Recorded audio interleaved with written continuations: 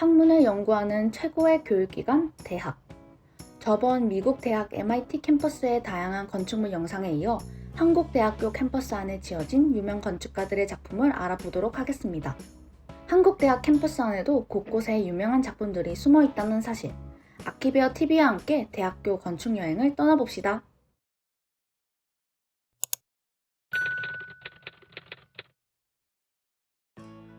첫 번째는 렘코라스가 설계한 서울대학교 미술관입니다. 렘코라스는 네덜란드 건축가이고 건축사 사무소 OMA의 소장이자 창립 멤버 중 한 사람입니다. 그는 다른 건축가들과는 다른 특별한 이력이 있는데요. 건축을 배우기 전 저널리스트이자 영화 시나리오 작가로 활동했다는 점입니다. 이러한 이력 덕분일까요? 사람들은 그가 작업한 건축물과 작업 방식을 두고 건축계에 이단하라는 평가를 하기도 하죠. 렘코라스가 설계한 서울대 미술관은 지형에 경사가 있어 커다란 메스를 경사에 맞게 비스듬히 설계하였습니다. 마치 공중에 떠있는 듯한 메스는 캔틸레버식 철골 구조로 중앙에 콘크리트 코어에 의해 지지되어 있습니다. 이 미술관의 신기한 점이 커다란 메스에 비해 무거운 느낌은 들지 않는다는 점인데 철골 구조가 밖에서 보이도록 노출이 되어 있고 외관에 투명한 느낌을 주어 규모로부터 오는 중량감이 적어졌기 때문입니다. 이로 인해 캔틸레버 구조가 더욱 극대화되어 보이는 듯하네요. 렘코라스는 이 미술관을 지을 때 어떠한 프로그램을 전시해야 하는가에 대해서 깊게 생각했다고 합니다. 그래서 공간의 성격을 단정해서 짓기보다는 다양한 활용이 가능하도록 설계하였습니다. 두 번째는 도미니크 페로가 설계한 이화여자대학교 캠퍼스 복합단지, 줄여서 ECC입니다.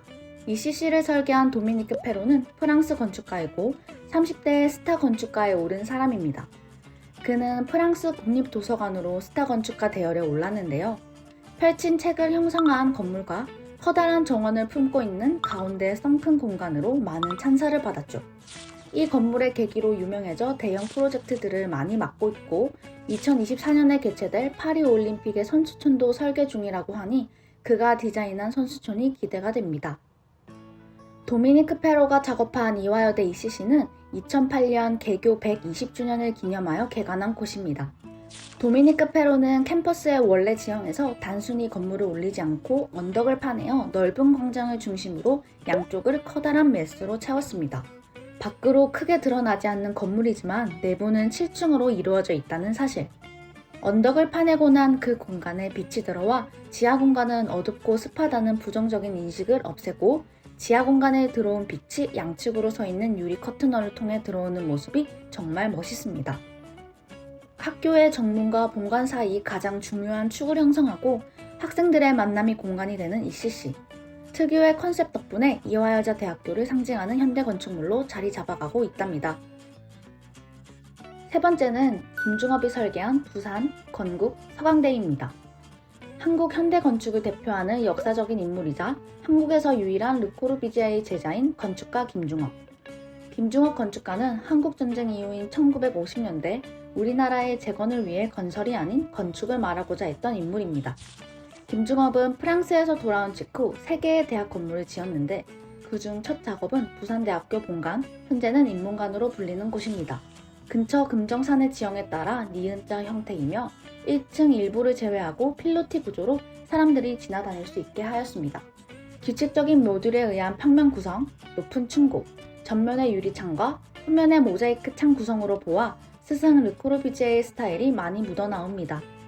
김중업 작품 중 두 번째 대학 건물은 건국대학교 도서관, 현재는 언어교육원인 곳입니다. Y자 형태로 독특한 평면을 가졌습니다.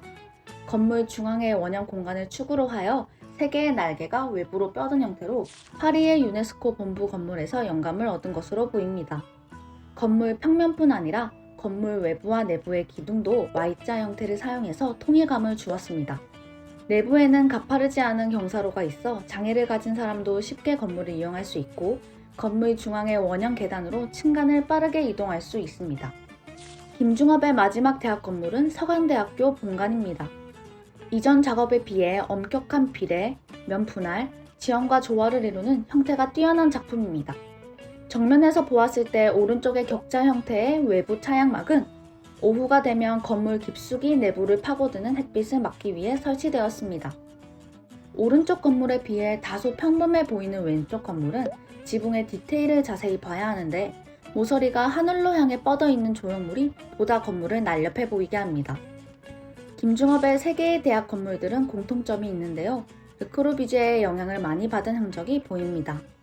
동시에 김중업은 이 시절을 아직 르코르비제의 채취에서 벗어나지 못해 그의 영향에서 한시법비 벗어나 혼자의 힘으로 걷고 싶어 하던 처절한 시절이었다고 스스로 고백했습니다.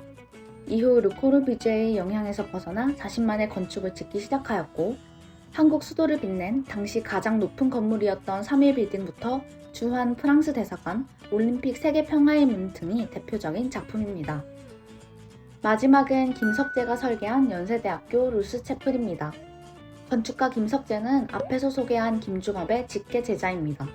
김중업 건축연구소에 있던 시절 서산부인과 의원 등의 설계에 참여하였고 독립 후 자신의 건축사무소를 운영하며 개성있고 상징성이 강하게 드러나는 종교 건축물을 다수 설계하였습니다. 그 중 하나가 이번에 소개할 연세대학교 신촌 캠퍼스 내에 있는 유일한 교회 건물 루스채플입니다. 건물을 바라봤을 때 제일 먼저 눈에 띄는 것은 바로 지붕인데요. 기둥 없이 옆으로 드넓게 펼쳐져 있습니다. 이 지붕은 고종 즉위 40년 신경기념비의 비각을 캔틸레버 구조를 사용하여 재해석하였습니다. 유리창의 창살은 한국 전통 창살 문양을 따왔고 건물 곳곳에는 한국의 종과 청색초롱, 석 등을 배치했습니다. 한눈에 보아도 정말 멋진 이 건물이 설계될 당시에는 우여곡절이 많았다고 합니다.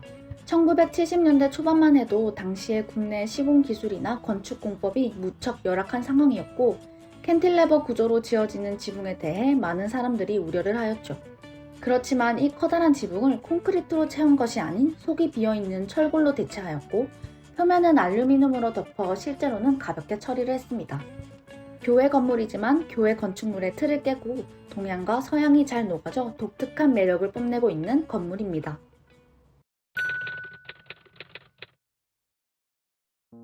우리나라 내에 있는 여러 대학 캠퍼스 건축물 재미있게 보셨나요? 건물 하나하나마다 각각의 역사가 있어서 직접 가서 눈에 담아보고 싶네요. 그리고 공부를 하고 있는 수험생이라면 자신이 가고 싶은 대학교를 직접 가서 건축물을 한번 돌아보는 것도 좋은 동기가 될 수 있을 것 같아요. 이번 영상도 재미있으셨나요? 그럼 다음 영상에서 만나요.